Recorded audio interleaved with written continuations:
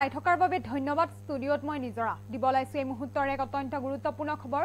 লখিমপুৰৰ বান পৰিস্থিতিৰ বুজ ললেগে হিমন্ত বিশ্ব শৰ্মাই আৰু বহুকেইটা মন্তব্য কৰিছে হিমন্ত বিশ্ব শৰ্মাই লগতে নিপকুৰ যি অফিচাৰ আছিল অফিচাৰক ধমক দিছে হিমন্ত বিশ্ব শৰ্মাই নিপকুৰ গেট খুলি দিয়াৰ পিছতে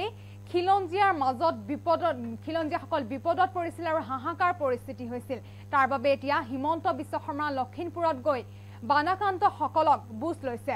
সবিস্তাৰে জনাবলৈ যত্ন কৰি মেনিটক চাই থকা প্ৰতিগৰাকী দৰ্শকক জনাবলৈ যত্ন কৰিছে এই মুহূৰ্তৰ এক অত্যন্ত গুৰুত্বপূৰ্ণ খবৰ লখিমপুৰৰ বান পৰিস্থিতি পৰিদৰ্শন কৰিলে মুখ্যমন্ত্ৰী ডক্টৰ হিমন্ত বিশ্ব শৰ্মাই নিপকুৰ অফিচাৰক ধমক দিলে মুখ্যমন্ত্ৰী হিমন্ত বিশ্ব শৰ্মাই নিপকুৰ অফিচাৰক মই অলপ বেয়াকৈয়ে কৈছো নিপকুৰ যদি দুখ আছে আমি জবাবদিহি কৰিম বানাকান্ত সকলো খিলঞ্জিয়া ৰাইজক আমি সহায় কৰিম বুলি মন্তব্য কৰিছে হিমন্ত বিশ্ব শৰ্মাই আৰু ছেপ্টেম্বৰত স্থায়ীভাৱে মাথাউৰি নিৰ্মাণ কৰিম বুলিও মন্তব্য কৰিছে লগতে লখিমপুৰত বানাকান্তৰ কাষত এতিয়া মুখ্যমন্ত্ৰী হিমন্ত বিশ্ব শৰ্মা লখিমপুৰৰ মুখ্যমন্ত্ৰী ডাঙৰীয়াই আৰু মুখ্যমন্ত্ৰী গৰাকীয়ে নিপকুৰ অফিচাৰক ধমক দিলে মুখ্যমন্ত্ৰী হিমন্ত বিশ্ব শৰ্মাই নিপকুৰ অফিচাৰক মই অলপ বেয়াকৈয়ে কৈছো নিপকু যদি দুখ আছে আমি জবাবদিহি কৰিম বানাকান্ত সকলো খিলঞ্জিয়া ৰাইজক আমি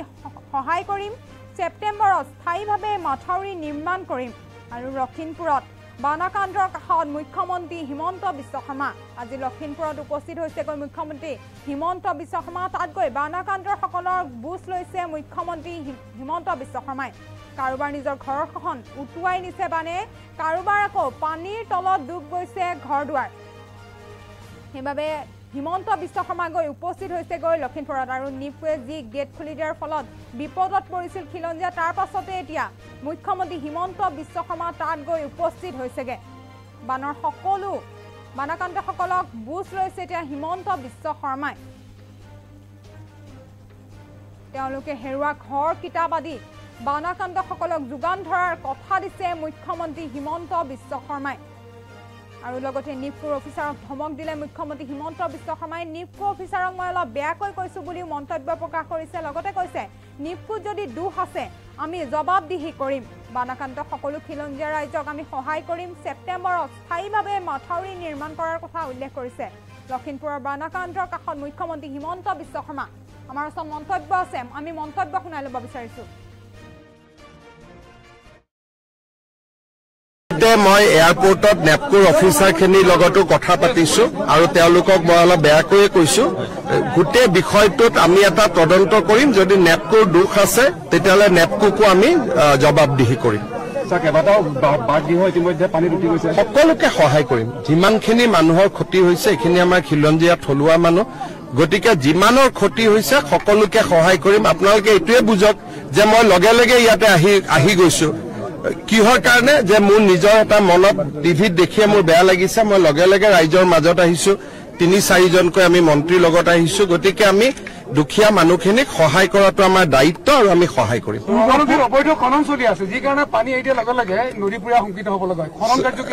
সেইটো কথা মোক কোনেও কোৱা নাছিল আপুনি আজি কৈছে মই ডিচিক চাব কম যোৱাবাৰ আহোঁতে দলং আহোঁতে মোক নকলে হয়তো মই ইমান দিন চাব পাৰিলোহেঁতেন এতিয়া আপোনালোকে কৈছে যেতিয়া মই নিশ্চয় এইটোতো চকু দিম পূৰ্বতে নেপকুৰ লগত এই সংকাটত আলোচনা হৈছিলে নেকি নেপকুৰ লগত কথাটো কি যদি নেপকু নাথাকেও পানীখিনিতো পাহাৰৰ নামি আহিব কিন্তু নেপকু থকাৰ কাৰণে এটা পৰ্যায়লৈকে পানীটো তেওঁলোকে ৰিজাৰ্ভত ৰাখে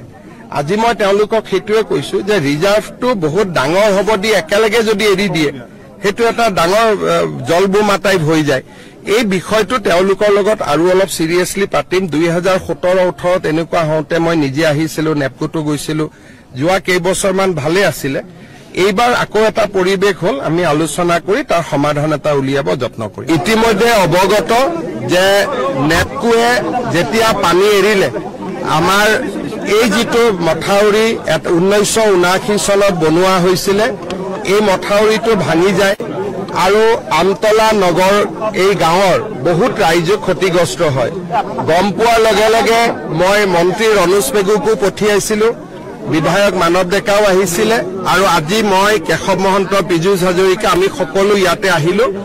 গোটেই কথাখিনি অধ্যয়ন কৰিলো ইয়াত এটা জান আছে অকনমান যদি জানটোলৈকে আমি পানীখিনি পঠিয়াই দিব পাৰো মানুহখিনি ইমিডিয়েটলি ৰিলিফ হয়তো পাব মই চেষ্টা কৰিম আৰু অহা কালি পৰহিৰ পৰা আমি এই মথাউৰিটো নতুনকৈ সংযোগ কৰাৰ কাম আৰম্ভ কৰিম ঠিক বানপানী হৈ যোৱাৰ পিছত ছেপ্টেম্বৰত স্থায়ীভাৱে এই মথাউৰিটো নিৰ্মাণৰ কাম হাতত ল'ম হয় সবখিনি সুবিধা আমি কৰি দিম কিতাপৰ পৰা ফিচাৰীৰ পৰা পশু পক্ষীৰ পৰা ঘৰলৈকে যিমানখিনি পাৰো আমি ৰাইজক সহায় কৰিম অলপ আগতে মই এয়াৰপৰ্টত নেপকোৰ অফিচাৰখিনিৰ লগতো কথা পাতিছো আৰু তেওঁলোকক মই অলপ বেয়াকৈয়ে কৈছো গোটেই বিষয়টোত আমি এটা তদন্ত কৰিম যদি নেপকোৰ দোষ আছে তেতিয়াহ'লে নেপকোকো আমি জবাবদিহি কৰিম সকলোকে সহায় কৰিম যিমানখিনি মানুহৰ ক্ষতি হৈছে এইখিনি আমাৰ খিলঞ্জীয়া থলুৱা মানুহ গতিকে যিমানৰ ক্ষতি হৈছে সকলোকে সহায় কৰিম আপোনালোকে এইটোৱে বুজক যে মই লগে লগে ইয়াতে আহি গৈছো কিহৰ কাৰণে যে মোৰ নিজৰ এটা মনত টিভিত দেখিয়ে মোৰ বেয়া লাগিছে মই লগে লগে ৰাইজৰ মাজত আহিছো ৩-৪জনকৈ আমি মন্ত্ৰীৰ লগত আহিছো গতিকে আমি দুখীয়া মানুহখিনিক সহায় কৰাটো আমাৰ দায়িত্ব আৰু আমি অলপ আগতে মই এয়াৰপৰ্টত নেপকোৰ অফিচাৰখিনিৰ লগতো কথা পাতিছো আৰু তেওঁলোকক মই অলপ বেয়াকৈয়ে কৈছো গোটেই বিষয়টোত আমি এটা তদন্ত কৰিম যদি নেপকোৰ দোষ আছে তেতিয়াহ'লে নেপকোকো আমি জবাবদিহি কৰিম সকলোকে সহায় কৰিম যিমানখিনি মানুহৰ ক্ষতি হৈছে এইখিনি আমাৰ খিলঞ্জীয়া থলুৱা মানুহ